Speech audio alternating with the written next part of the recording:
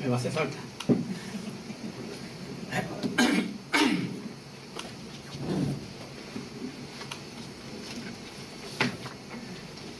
Bueno, buenas tardes, noches. En primer lugar, quisiera agradeceros a todos vuestra presencia.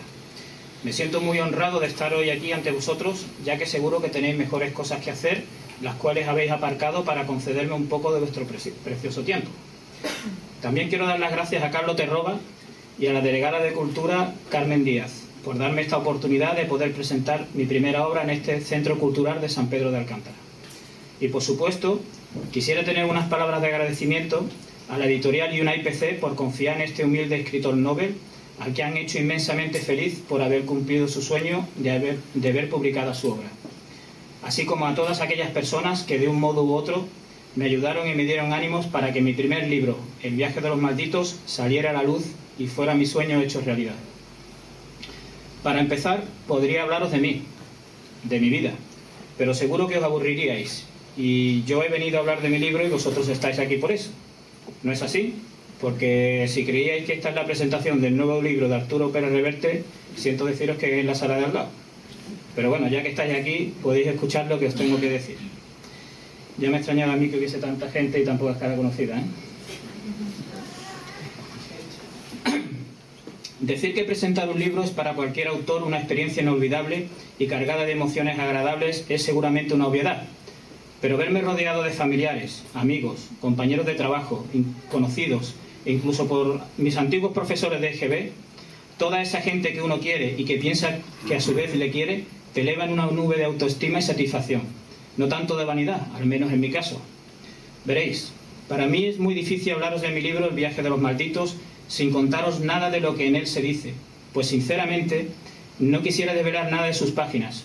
Preferiría que el lector fuera descubriendo poco a poco la magia de su interior, aunque es de esos libros que no necesitan presentación, ya que tendríamos que ser muy despistados para no apreciar rápidamente, tan solo ojeando alguna de sus páginas, la importancia de lo que en él se intenta demostrar de forma rotunda e ingeniosa.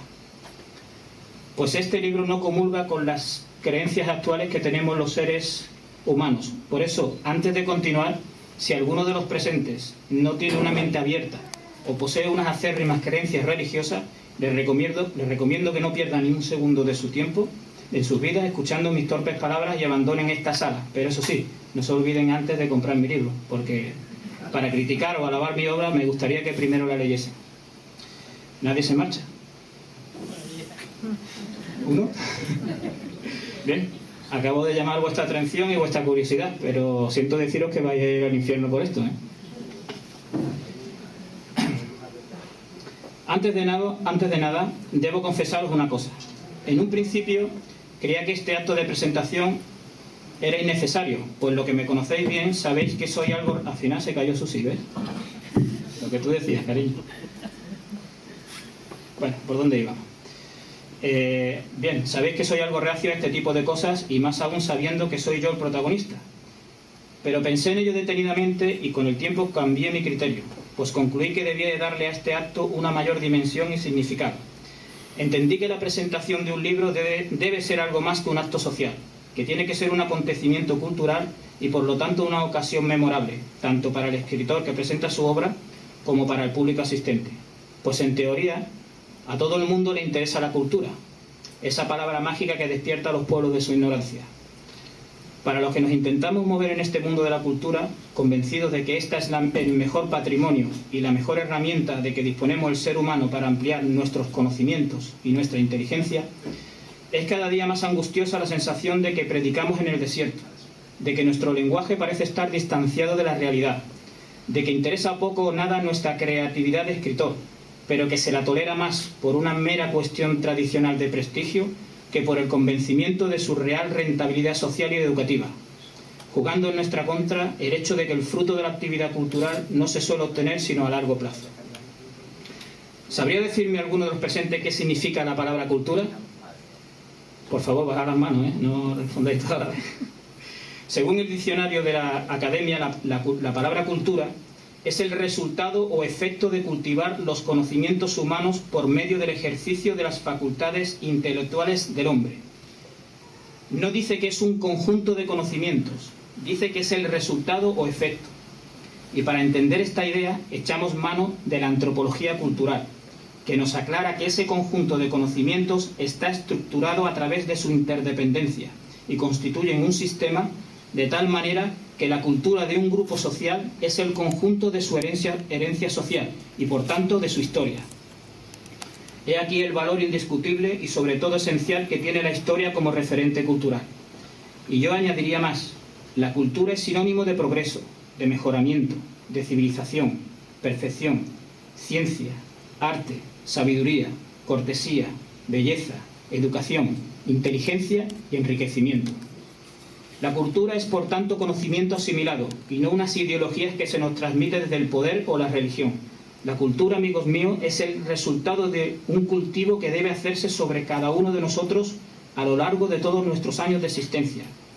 La cultura debe ser sentida como una necesidad por el propio individuo. La historia, que es el conocimiento de nuestro pasado, es lo único que realmente tenemos, nuestro único capital, porque el presente lo estamos haciendo aún y el futuro está por hacer. Qué diferente sería nuestro mundo si quienes nos gobiernan lo hicieran bajo la cultura y se dejaran de estúpidos recortes sin sentido sobre la educación, que solo traen el deterioro sistemático de la sociedad en las futuras generaciones venideras. ¿Os imagináis qué diferentes serían nuestras vidas si los políticos utilizaran la cultura como base para gobernarnos? Pero la realidad es muy diferente, porque hoy en día se utiliza con más frecuencia hacer cultura desde la política y no al revés. Y esto no solo no es auténtica cultura, sino que termina por resultar contracultural. La historia de cada uno de nosotros es el archivo de nuestras experiencias. Es nuestra memoria individual y colectiva. Es nuestra razón de ser y nuestro modo de haber sido. Y por ello, el único apoyo posible para seguir construyendo nuestra realidad presente y futura, sin elementos ficticios que hombres vestidos con trajes y corbatas o sotanas y alzacuellos nos quieren hacer ver o creer. ¿Me veis bien lo del fondo? ¿Sí? ¿Me veis? Habéis fijado que yo no llevo corbata, ¿eh? Lo que yo os ofrezco en mi obra es imaginación, curiosidad, emoción, misterio, suspense, intriga y, por supuesto, un punto de vista diferente sobre la creación del ser humano. Incluso una teoría científicamente demostrable de cómo se hicieron las antiguas pirámides en culturas ya desaparecidas por las guerras o por el paso del tiempo, como la egipcia, la maya, la inca o la azteca. El que permanezcáis en vuestros asientos no significa que estéis de acuerdo con lo que acabo de decir, pero sí demuestra que poseéis la inteligencia suficiente para analizar mis palabras, las cuales podéis censurar o aprobar, según vuestro criterio y vuestras creencias. Bien, sigamos culturizándonos un poco más. La cultura es la que nos da la razón de nuestra realidad actual y es el mejor trampolín para proyectarnos hacia adelante sin que tropecemos en las continuas trampas de la actual sociedad. En el templo de Delfos estaba escrita una frase que se hizo justificadamente célebre: «Conócete a ti mismo». Esas palabras, que fueron una parte importante de la formidable aventura del pensamiento filosófico griego, son una clara evidencia de algo que no necesita ninguna demostración previa, pues es un hecho muy cierto que nos hace saber que solo a partir del propio conocimiento individual se puede construir una mentalidad racional y una conducta ética, que son los dos pilares sobre los que apoyar sólidamente nuestro devenir. Pero por supuesto que tenemos perfecto derecho a equivocarnos, a cometer errores y a aprender de ellos. No somos perfectos, nadie lo es, ni conozco a nadie que lo sea. La perfección es un mito, la realidad es otra bien distinta. El ser humano está en continua evolución, pero nos empeñamos en caminar sobre senderos escarpados que nos conducen al precipicio del desconocimiento y de la ignorancia. Un camino que nos llevará sin remisión a la destrucción total de nuestras mentes, cada vez más robotizadas por la sociedad en la que vivimos. Hoy en día seguimos regidos por leyes que aquellos que las inventaron están enterrados bajo tierra, unos cadáveres cuyos cuerpos se han descompuesto tras cientos y cientos de años sin que hayan conocido la sociedad actual en la que vivimos. Los tiempos cambian, y esas leyes y esas religiones están obsoletas. Debemos crear leyes que se adapten acorde a los tiempos que vivimos. ¿Por qué nos empeñamos en vivir del pasado? ¿Por qué nos da miedo mirar hacia adelante? La mayoría de las veces miramos hacia el futuro sin dejar de echar brevemente la vista atrás y dudar antes de dar un solo paso. Buscamos consejos en personas que, como nosotros, caminan dando vueltas alrededor de un círculo vicioso llamado sociedad y en la que estamos acostumbrados a dejarnos influir por los políticos y los medios de comunicación. Seguimos teniendo miedo a exponer nuestras propias ideas o pensamientos sin que el resto de los mortales nos llamen locos porque se salen de lo establecido, de lo dictado o de lo inculcado. La vida del hombre ha cambiado considerablemente desde el siglo pasado. Nuestra especie ha evolucionado más en los últimos 50 años que en todos los miles de años de su existencia. Ahora estamos en la era espacial. El hombre moderno mira hacia las estrellas buscando respuestas. Y solo un necio cree ya hoy en día que estamos solos en el universo. Que en ese inmenso y vasto mar de incontables galaxias, la Tierra, nuestro planeta azul, es el único que alberga la vida. Eso sería un gran desperdicio de espacio sin utilizar, ¿no creéis, amigos? Tan infinitamente grande es el cosmos como para pensar que no existen otras formas de vida. Toda idea diferente desde que nace es perseguida, burlada y criticada, la mayoría de las veces por idiotas e ignorantes incapaces de pensar por ellos mismos. Nadie está en poder de la verdad hasta que ésta no es demostrable. Entonces, ¿por qué vivimos acomodados e ignorando lo que pasa a nuestro alrededor, aun sabiendo que está mal? Mi libro, El viaje de los malditos, es una historia irreal, una invención fruto de mi imaginación. En él se describe la lucha por la supervivencia de un grupo de personas por volver de nuevo a su hogar. Sus páginas están cargadas de adrenalina. En ellas encontraréis amor, desesperación, muerte, alegrías, tristezas, persecuciones, sufrimientos, sabiduría, conocimiento, intrigas, engaños, miedos, sexo, valentía, orgullo, deber, amistad, y todo ello en una trama entrelazada por docenas de personajes que viven en un mundo no muy diferente al que vivimos ahora actualmente, pues todos estos adjetivos se adaptan perfectamente a nuestras vidas diarias, ya que de poco importa en qué época de la historia hayamos vivido.